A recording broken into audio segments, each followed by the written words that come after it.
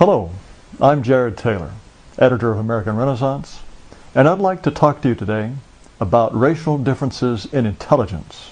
Yes, race and IQ. I realize this is an unpleasant subject. Even if different races have different average IQs, why talk about it? The truth is, whites have to talk about it, if only for reasons of self-defense. In America, and in every other majority white country, if non-whites, especially blacks, do not perform at the same level as whites, the inevitable explanation is white racism. It's our fault. But what if, on average, people of different races don't have the same IQ?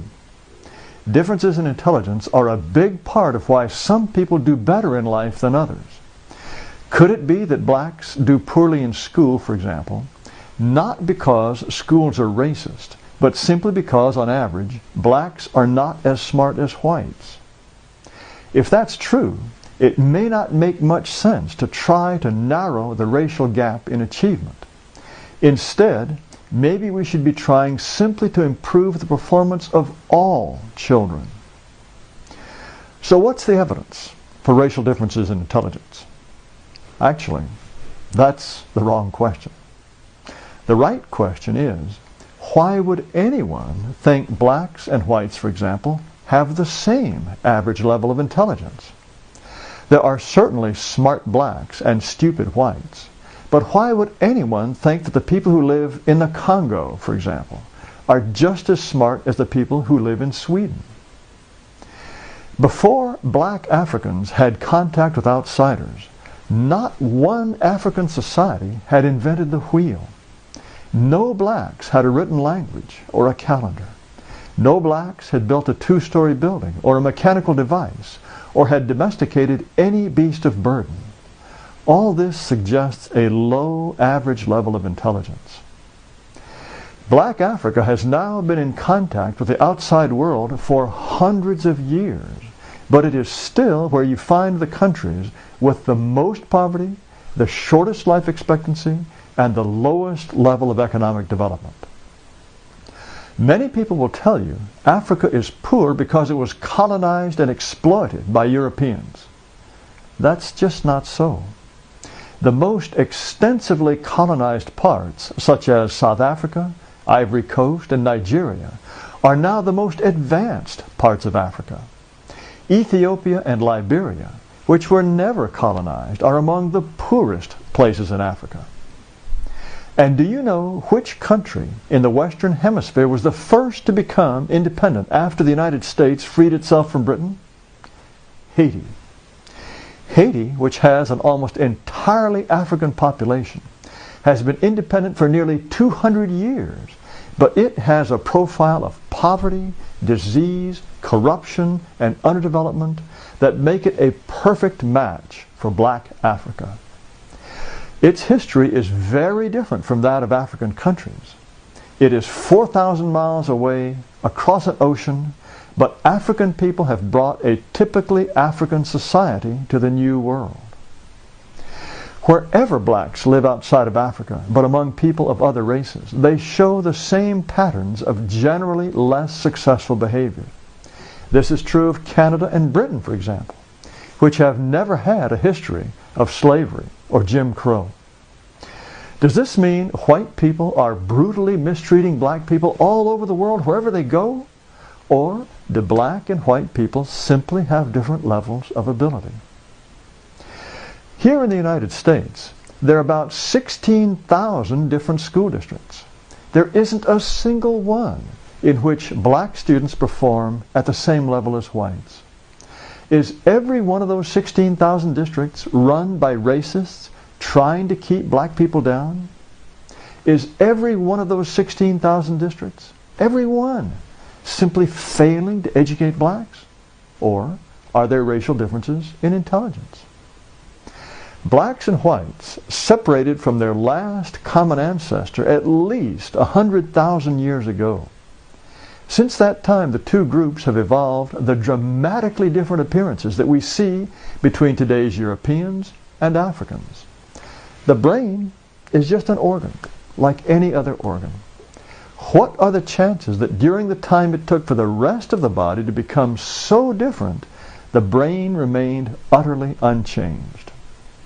As Professors Gregory Cochrane and Henry Harpending explain in their book, The 10,000-Year Explosion, and I quote, "The biological equality of human races is about as likely as a fistful of silver dollars, all landing on edge when dropped." In other words, impossible. Therefore, just on the basis of what we see around us and what we know of history, there's no reason to think that people of different races, on average, have the same intelligence. Well, what does science say about this? Ever since large-scale IQ testing began at the time of the First World War, whites have gotten higher scores than blacks, an average of about 100 for whites and about 85 for blacks. That 15-point difference has not changed for nearly 100 years. There have been hundreds of studies, dozens of studies, and they all give the same result. Critics of IQ testing claim that, first, it doesn't test intelligence, and second, that testing is biased against blacks. Those critics are completely outside the mainstream of academic consensus on this subject. IQ test scores reliably predict the ability to do well at things that take brains: success in school, making money, learning complicated skills, etc. Nor is there any bias against blacks. There are now IQ tests that are completely independent of culture. Raven's progressive matrices is one of the most reliable tests of intelligence available today, and it doesn't even use language. People are scored on how well they find patterns. You can even use gestures to explain how this test works and give it to people who don't speak a word of English. In the example on the screen, you choose which of the 8 patterns at the bottom best complete the 3rd row pattern in the box above. You can stop the video if you like. You'll figure it out. There's another simple test of intelligence that could hardly be biased. If I ask you to repeat back to me the numbers 8473562, you can probably do it easily. But after some limit of numbers, after some larger number, you wouldn't be able to remember them all. This is a memory test, and blacks and whites do equally well on it. But if I recite the digits 8473562 and then ask you to repeat them back to me in reverse order, that's a lot harder. That's an intelligence test, and whites do significantly better on it than blacks. How can a test like that be biased? What's more, the people who complain about bias never explain why Northeast Asians do better than whites on IQ tests, including the reverse digits test and Raven's progressive matrices. Would they argue that the tests are biased in favor of Asians, or would they accept the obvious explanation that Asians are, on average, more intelligent than whites? It's their higher average IQ that explains why Asians do better than whites on standardized tests. They get into better schools, and they make more money per capita than whites. It may seem harsh to say so, but people of different races get different scores on IQ tests because they don't have the same average intelligence. Anyone who studies the evidence with an open mind will see this. Some people would argue, though, that the reason for this is that blacks live in disadvantaged environments that depress their IQ. Environment does have some effect on IQ, especially on children, but that effect is pretty much gone by the time children grow up. The real test would be to see what would happen to the IQs of blacks if they were raised by whites in a white environment. As it happens, in the 1970s, 2 scientists, Sandra Scar and Richard Weinberg, decided to study that very question. They found black children who had been adopted as babies by upper middle class whites, and they tested their IQs at various ages. When the children were small, they had IQs as high as those of white children. But by the time they were 17 or 18, their IQs had dropped to just 2 or 3 points above the average black score. Maybe having spent all that time in white families did raise their IQs a bit, but it certainly did not eliminate that 15-point black-white difference. There's something else that suggests environment does not count for all that much.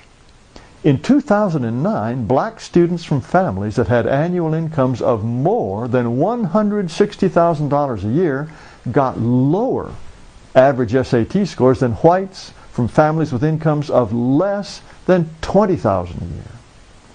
That's a pretty stunning refutation of the idea that a deprived environment is what explains low black IQ and poor academic performance. There are also strictly biological data that are awfully hard to argue with.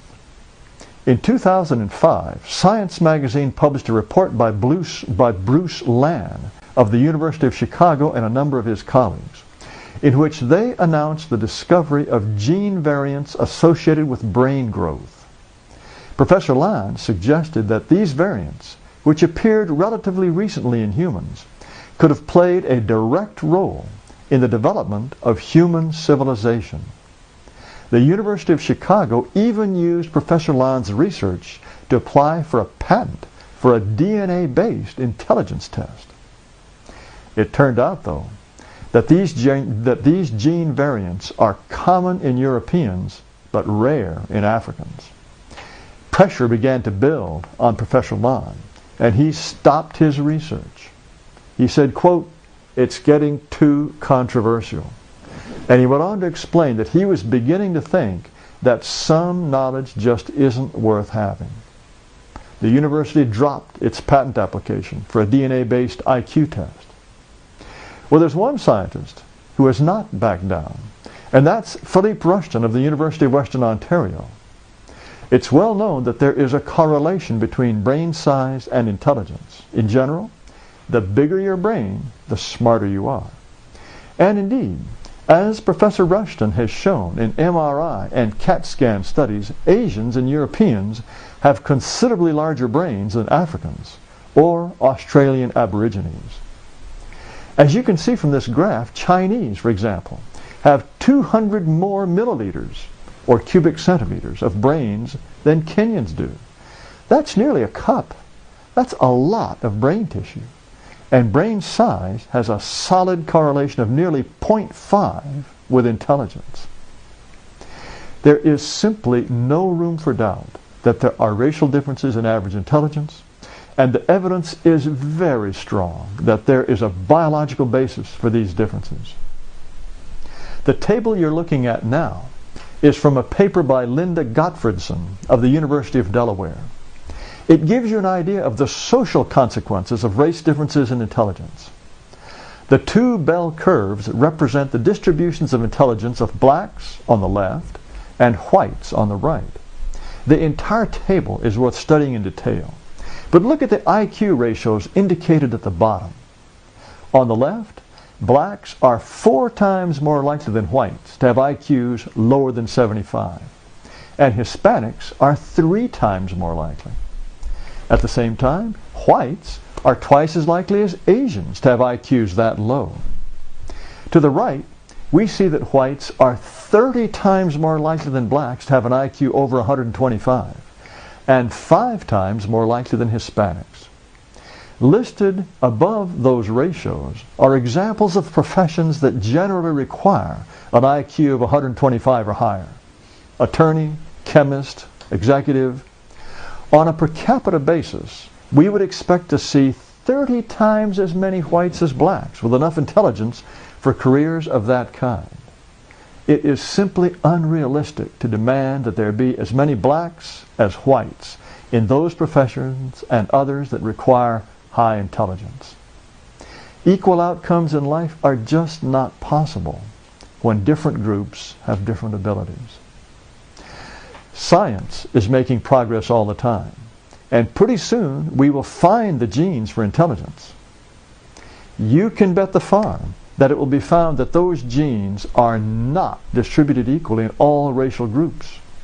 And the eventual acceptance of the truth will be a very good thing.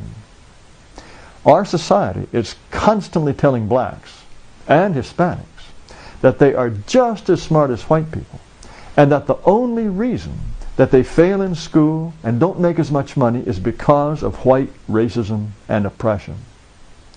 This, of course, is the best possible way to teach blacks and Hispanics to hate white people. Wouldn't you hate a group of people if you were always told that that group is deliberately keeping you down? We will have a better, more just society if we build it on truth rather than ignorance. And the sooner America accepts the truth about race and IQ, the better. Thank you.